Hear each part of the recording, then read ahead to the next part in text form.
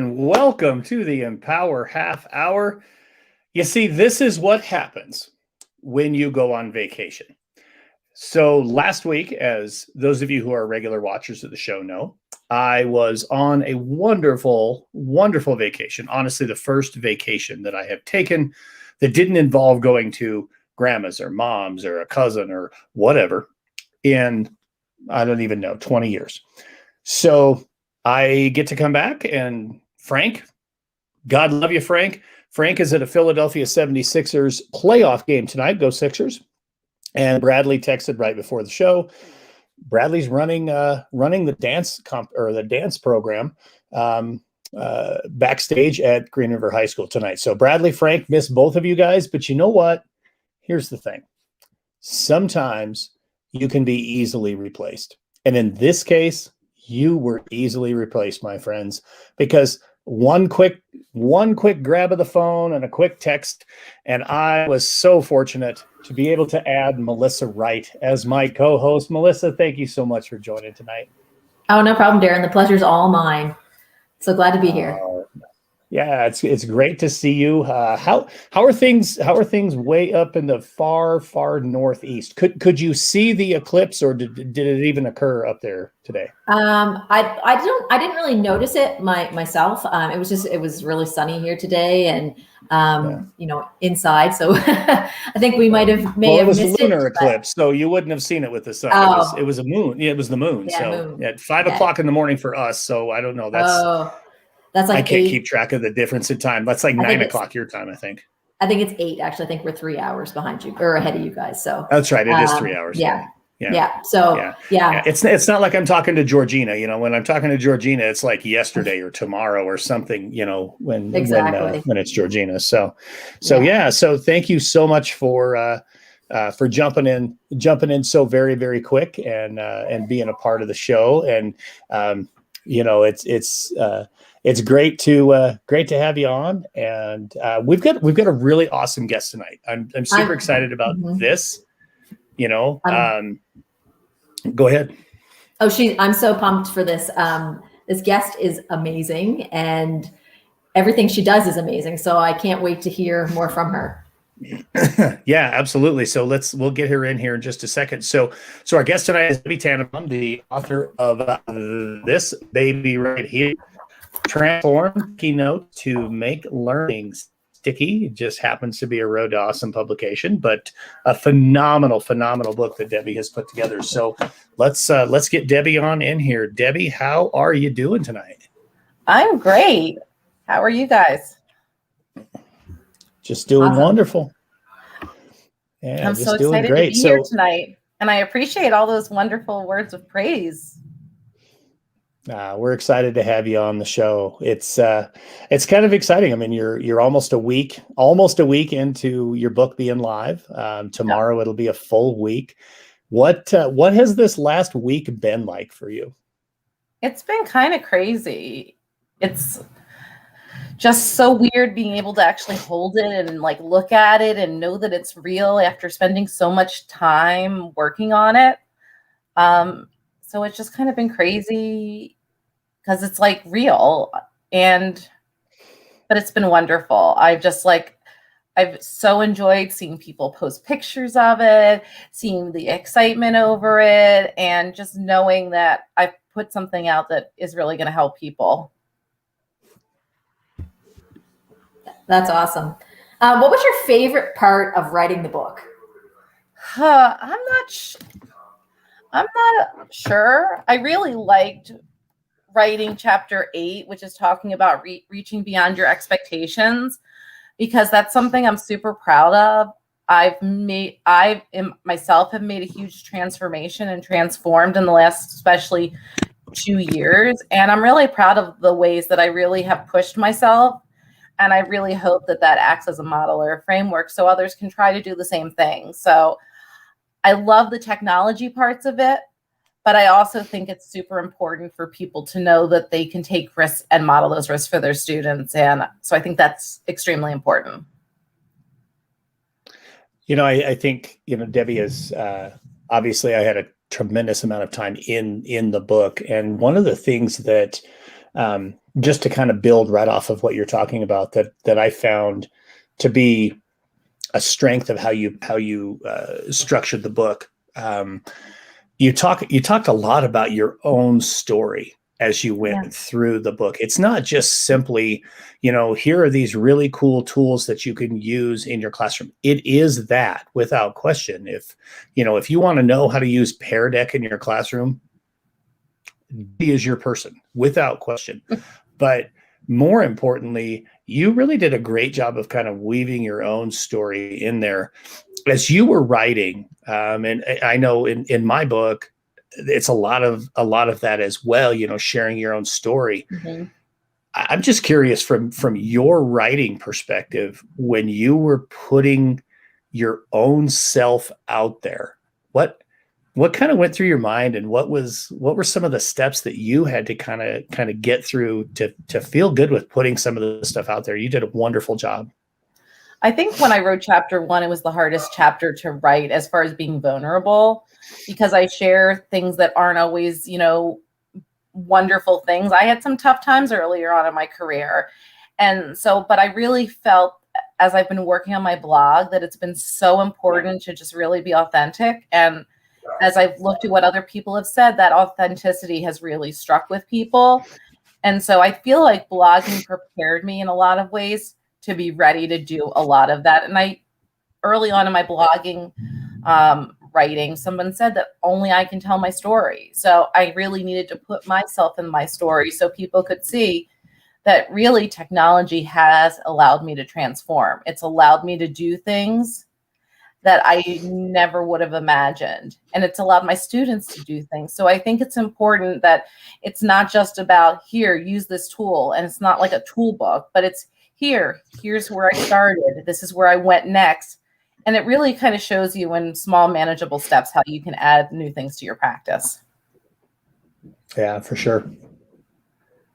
Yeah, those small, manageable steps are sometimes make all the difference. Right? It's the small, consistent actions that build up over time. Now, I'm just curious, Debbie, because I just got my book yesterday, so I haven't had a chance to dive in yet. But what made you take the leap into using more technology in your teaching? Well, I actually started using more technology in my teaching my first year. I was working in a school where we had a technology teacher, and he was really good at showing us new things. And when we were in the lab, I found this Scholastic site, and I was able to do this project in February called Nominate a Trailblazer, where my students, and this was a long time ago, were able to research a famous African-American and nominate him or her to be on the Trailblazer Hall of Fame. And this was where they could all submit their work and see what other people across the country had done as well. And it was just so amazing to be able to see how it activated them. And so I got really into that, and every experience kind of reaffirmed that. And so I decided to get my master's in technology. And it's funny because I got it when my son, who's now 19, was born. And it's amazing how things have changed, but they still, in a lot of ways, stay the same, because we're still using technology in such a way that it helps our students learn and amplifies their voice. I think that was something, and Melissa, I think you'll notice this in the book too, especially chapters 2 through 4, where Debbie really hits those tools hard, but it isn't just, pick a tool. This is a cool tool. Pear Deck is awesome. It's more, here are some ways you can implement in your classroom. But then what I really liked about that, it wasn't just about the tool. It was about the pedagogy that is involved with the tool. I mean, that is such an essential piece. When we think about technology in our classrooms, the last thing any of us as a classroom teacher want to do is be replaced by some program or some app or anything like that. And so, Debbie, how does that work for you? I mean, now you're a technology coach. And so when you're working with classroom teachers, what are some of the steps you're taking, or maybe just ways you're communicating with teachers so that they don't feel like you're trying to take, Wixie and replace me with it? Well, I think that when you're looking at a really great technology tool, and I talk about this in chapter 2 specifically, I talk about that I have transform tech tools. They're tools that give you opportunities you can't have without the tech, that they're really versatile and they can be used with any age, and they really change that learning environment. A good technology tool does not replace a teacher. It enhances and amplifies that teacher's impact. And so I think that that's really key.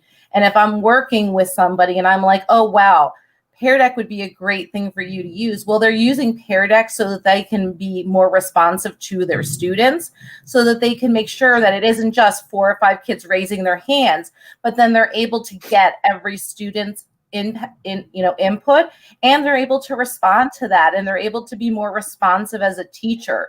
So these tools will not replace the teacher. I talk a lot of times that it makes me magic. It gives me superpowers. When I'm playing with Pear Deck, and when I used to do it face-to-face, I would use my phone as the teacher dashboard. Well, I could click it by my side and their screens would change and the kids would be like, how did you do that?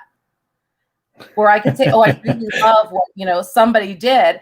And it also allows you to share their work anonymously so our kids don't feel self-conscious. But by using a tool like Pear Deck, everybody matters. It's really pushing that culturally responsive mindset and making sure everyone knows that they count. It's not just those kids who have the hands that keep flying up in the air. So that's just one example, but every tool that I work with my staff on is really focused on how can we make sure that we give our students opportunities to create over consume, and how can we amplify our impact as teachers. And so it's really important that we kind of keep those things in mind. And that's really why in the chapter, I spend time talking about why I've picked these tools, because I didn't pick every single tool. Oh, look, Frank came in. Must be halftime. I don't pick every tool, and that doesn't mean there aren't other tools that are good. It just means that those are tools that I found have been great. And if you can find a tool that has those same qualities, they'll probably be great for your students as well. But it's a very strategic planning. So aside from Frank waving to us from what, I don't even know what the arena in Philadelphia is anymore. I think it's changed names 5 or 6 times. But are you going to talk, Frank, or are you just going to wave to us? What?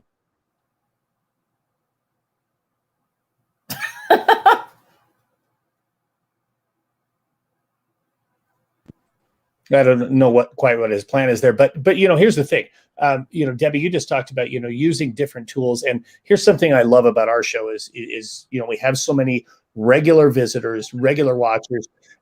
Sometimes we even get a question. So Kiara, who is one of our regular visitors, and of course former student of mine and Bradlee's, and a classroom teacher herself, has a question. So Debbie, here we go. Sure. So you asked if I use Symbaloo with my class. I have used Symbaloo in the past. We've really this past year really tried to embrace using Google Classroom. Next year our school's going to Schoology, but we really try to make sure that we're sticking with those core tools. But I have used Symbaloo. It's not something I currently use, but that doesn't mean that it's not something that I might use in the future.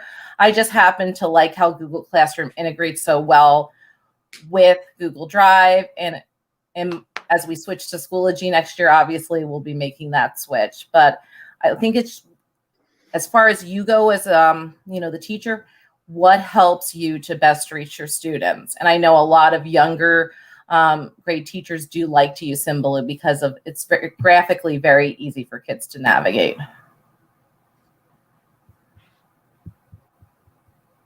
All right. Go ahead, Melissa. I know I cut you off with that question. So go ahead. That's okay. No, that's I've never heard a Symbaloo before, so I'm even learning stuff here tonight. It's kind of like it tiles the stuff on the screen, so it's very much of a tile look to it. Okay, we use Microsoft Teams up here, so that's our go-to thing. I know you kind of talked about using or sharing some of the students' work, but how do you use technology to help build those relationships in the classroom? Well, I think that you have to, especially this past year where we've had so many different learning environments, at least where I am at. We started the year virtual, then we went to hybrid, and now we're kind of in this weird hybrid where most of our kids are back, but in every class, there's a few kids who are still at home. And so it's really challenging to do those relationships. And so a tool like Flipgrid is an amazing tool to use for that, giving kids access to each other and allowing them to communicate with each other. We have in my school right now, kids who are in school and kids who are at home. A tool like Padlet allows them to build relationships and communicate with each other. So we really have to look at those tools and figure out how can it help my students interact with each other, because a tool like Pear Deck doesn't allow our students to interact. It allows teachers and students to interact, but a tool like Padlet or Flipgrid will allow them to interact with each other. And so that's just so important that we really focus on that and we really promote the idea that we can all work together. And even something that's free, like Google Slides allows our students, or Jamboard allows our students to, do that collaboration and communication online. So I really think we have to provide as many opportunities as possible for our students to do that. Is that the thunder happening there at your house, Yes, Debbie? that's Is why I that was what we're like- hearing? Yes, you're hearing the thunder in the background. Wow. Man, you said it was quite a storm. So if we lose Debbie, it's going to be because, I don't know, hopefully, lightning doesn't strike a pole near you or something, but I hope not. definitely got some good storm rumbling going on there. So, Yeah. so I've got one more question I want to ask about the book, and then I want to talk about all the other stuff that you're up to, because the book is not the only thing that Debbie Right. is up to right now. So again, I'm kind of in one of those spaces that I'm lucky enough to know what it's all about, but Right. tell everybody a little bit about transform. It's not just a word. There's more to it than that. No, transform is actually an acrostic. And so as you look at the word transform actually takes you through the whole journey. Of course, I am not on the right page. And so I'm getting there. It talks about turning away from teaching behind closed doors. That's chapter 1, where I really tell a lot of my personal story, how to revisit technology. Oh, that's so much better than what I was doing. How to revisit technology's role in education, how to amplify learning using tech. I really feel passionate about nurturing and empowering student agency. And then the rest of the book really focuses on taking care of the educator, how we can seek connections beyond your school, find your PLN, how you can offer your voice and share your story.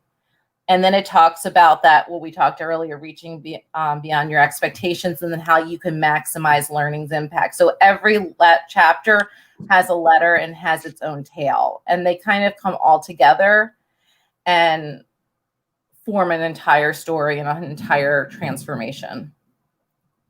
So the questions are just rolling in, and I just I love see that. this. Kiara's got another question. I'm going to come back to it in a minute, but Okay. Somebody who's very near and dear to my heart, and I think to Melissa's as well, Bonnie Blackman is watching this show tonight. Bonnie, welcome from Thanks, Pennsylvania. Bonnie. So Bonnie, a little question here about about teachers who might be a little fearful of technology. And I think that one of the things about this past year is that I've seen so many teachers who were fearful kind of be forced into innovation in a lot of ways. Our students, they've grown up with this, they know this, but just because they know this doesn't mean that we can't know this. They might know how to use a tool, but they don't know how to use it instructionally. And our goal as teachers is to find ways that we can use things instructionally. So start with one tool that you can start with. So, this year, a lot of my teachers decided they were starting with Google Slides, and they've really just started to explore how could they use Google Slides beyond just making presentations with their Bitmoji classrooms. What else could they do with it? And, we spent time, we actually had a really great summer session where we talked about here's the basics, and then here's what else you can do. Start with one tool, get to know that tool. And that's one of the things that I love about the book is that I spend time talking about each of the 10 tools, but I also provide QR codes at the end of the chapter where I share trainings with you that kind of give you those basics and let you go on your own time, but also give you that connection if you need to, that you have my website connection and you can always connect with me. Start small. Pick something that will work for not just one subject. Don't pick something that's just going to work for you for history. If I'm an elementary person, so we teach everything, but figure out, okay, I can use this for history, but I could also use this for math, and I can use this for science. Get familiar with that one tool. And then once that confidence builds, then decide what's the next tool. When I meet with teachers and I do coaching and we do co-teaching, we talk about what are the aims of the lesson, and then we figure out what tech will help complement or amplify that. And that's how we proceed. And, I do a lot of co-teaching with teachers, so then I'm there as that backup to really help lead them through that process. And so sometimes that will make it seem less scary too. But there's so many tools out that if you focus on every tool that's out there, you're going to get overwhelmed. And sometimes our kids teach us more than we could ever imagine. When I did Scratch the first time with my students, which isn't mentioned in the book, they knew more than me. They taught me a lot. Sometimes we have to be that lifelong learner with our kids as well. I think that's true. And Melissa, I want to get your thoughts on this as well.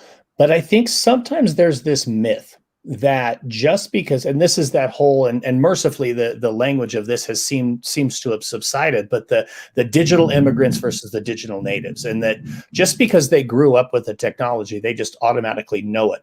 But the reality is, in many cases, kids don't know that technology. Yes, no. Kids are more comfortable and that type of thing with technology, but that doesn't necessarily mean that that they're going to be more proficient than us. And Melissa, I'm curious your thoughts. Hopefully you heard the question. I don't know if I think that was Adele stopping by. She always stops by when I'm on with her. So, but she was saving my laptop because the battery is getting low. So,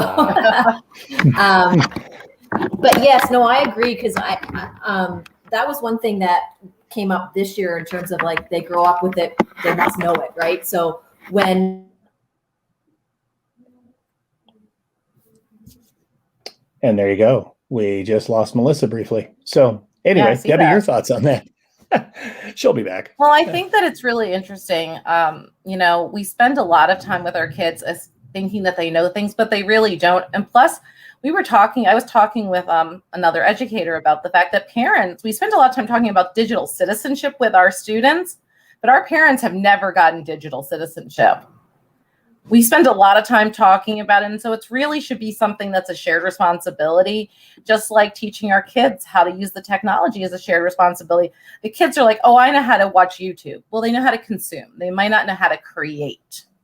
And so we're really focusing on how to use the technology to learn versus just using the technology. And that's a very different skill. And so it really takes, intentional planning to get them there. And so, that yes, they might be digital natives, but there's still a lot they don't know. And Melissa's back. Yay! Yeah, sorry about that. What I was saying was that we did a survey this fall with our students, going through this whole hybrid learning and navigating this new technology. But like you were saying, we assume that they know how to use it because they've grown up with it. But the thing of it is, they had no idea how to navigate Teams. They had no idea, where do I find assignments? How do I turn an assignment in? Even though that was the platform we had used all through COVID from March till the end of June last year. So, it was a learning curve for teachers, but at times I think the learning curve was steeper for students. Yeah, without question. Let's jump to Kiara's question. And you don't need to apologize for asking questions on this show, Kiara.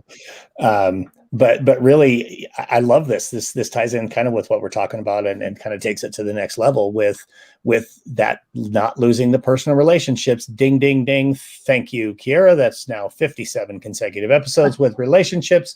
Go ahead, Debbie, take this question. I think you really need to think about the idea of blended learning. And I know that there's a lot of misconceptions about what blended learning is. People think that when you're one-to-one or you're using blended learning, the kids are on the computers all the time. And that's not the case.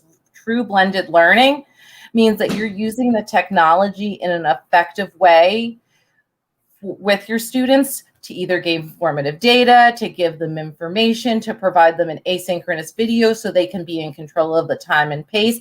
And then you're using that other time to really build that interactions with your students. That's the whole idea of, the workshop model or the small group model.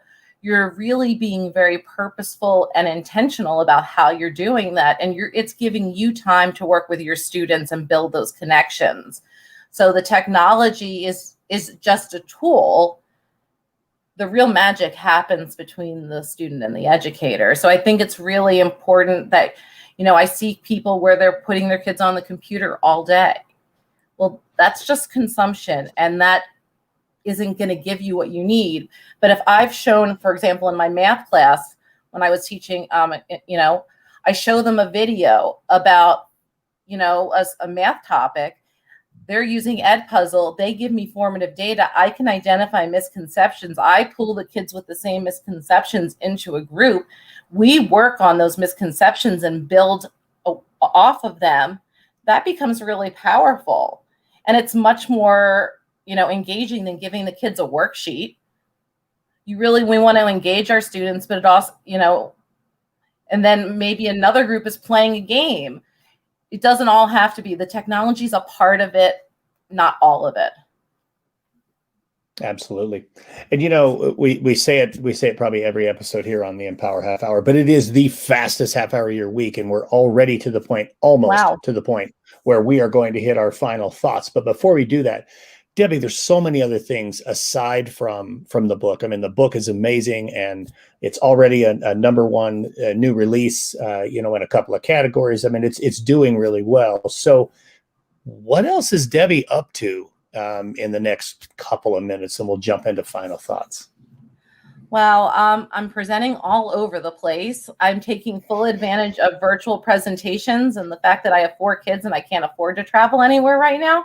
And in June, I think I'm presenting at 8 conferences, and quite a few in July. Right now, only 1 in August.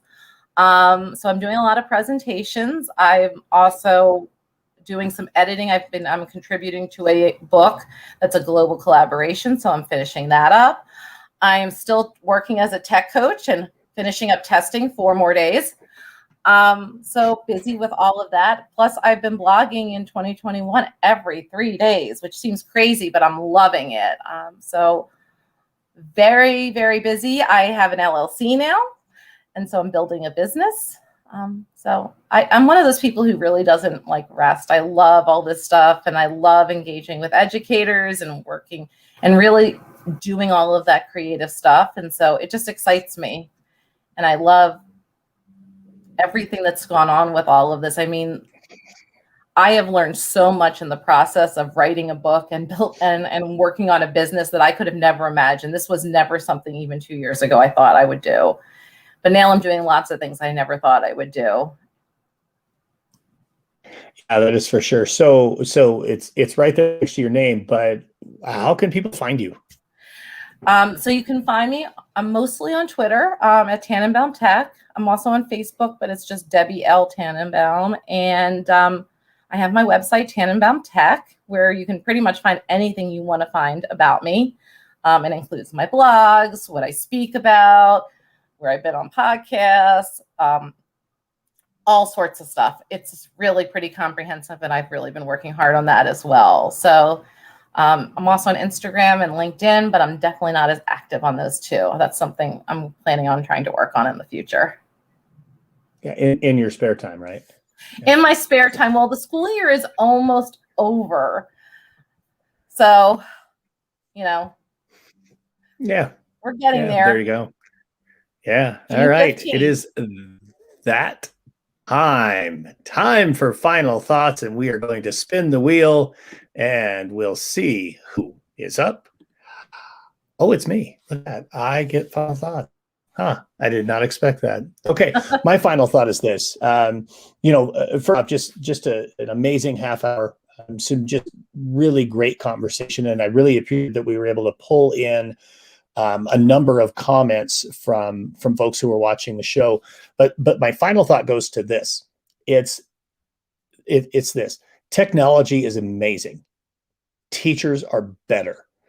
When you really listen to this half hour's conversation, when you really dive deep into Debbie's book, there's a lot of great things about technology, but the truth is what Debbie really talks about is pedagogy and about being a teacher and about the magic and the power of a teacher. So never lose sight of that. Just because a book or an initiative or something is involving technology is great. Teachers are better. Okay, let's see. Who's next? It should switch. We'll go. Oops, I just cut her out. Okay, Melissa, you're up. Okay. And thanks all first, Darrin, for asking me to co-host tonight. It was awesome. Also, Darrin, I totally agree with what you said.